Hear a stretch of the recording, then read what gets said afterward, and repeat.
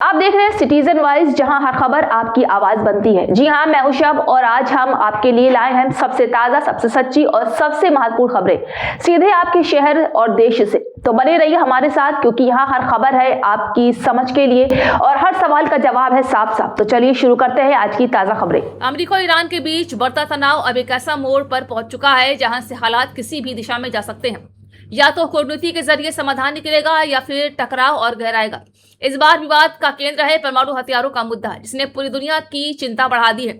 Iran की ओर से हाल ही में बातचीत के लिए एक नया प्रस्ताव सामने आया था, जिसे कुछ विशेषज्ञों ने तनाव कम करने की कोशिश के रूप में देखा। लेकिन इस पहल को उस समय बड़ा झटका लगा जब अमेरिका के राष्ट्रपति डोनाल्ड ट्रंप ने इसे साफ तौर पर खारिज कर दिया। डोनाल्ड ट्रंप ने अपने बयान में कहा कि ईरान का प्रस्ताव अमेरिका के लिए स्वीकार्य नहीं है और वो इसे बिल्कुल नहीं संतुष्ट है। उन्होंने ये भी साफ कर दिया है कि अमेरिका किसी भी ऐसे डील को मंजूर नहीं करेगा जो उसके सुरक्षा हितों के खिलाफ हो या जिसमें ईरान को परमाणु कार्यक्रम का ज्यादा छूट मिले। ट्रंप के इस कड़े रुख ने ये संकेत मिलता है कि अमेरिका अब ईरान पर दबाव बनाने की रणनीति पर कायम है।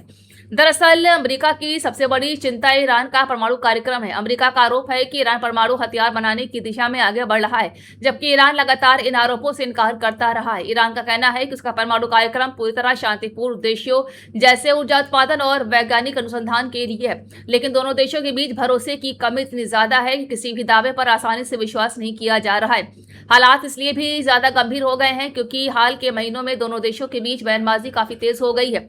अमेरिका ने ईरान पर कई तरह के आर्थिक प्रतिबंध लगाए हुए हैं, जिनका असर ईरान की अर्थव्यवस्था पर साफ दिखाई दे रहा है। इसके जवाब में ईरान ने भी सख्त रुख अपनाया है और साफ कर दिया है कि वो दबाव में झुकने वाला नहीं है।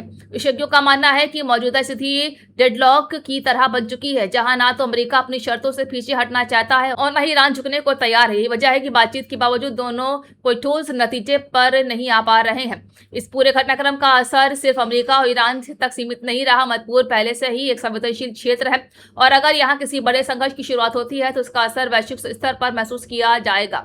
वही कई अंतर्राष्ट्रीय विशेषज्ञों का मानना है कि अगर कूटनीतिक रास्ते पूरी तरह बंद हो जाते हैं तो सैन्य विकल्पों पर विचार किया जा सकता है। हालांकि ऐसा कोई भी कदम बेहद जोखिम भरा होगा और इससे बड़े पैमाने पर नुकसान हो सकता है। फिलहाल दुनिया की नजर इस बात पर टिकी है कि क्या दोनों देश बातचीत के जरिए कोई रास्ता निकाल पाएंगे। क्या ईरान अपने प्रस्ताव में बदलाव करेगा, क्या अमेरिका अपने रुख में थोड़ी नरमी दिखाएगा, या फिर ये टकराव धीरे धीरे और बड़े संकट का रूप बदल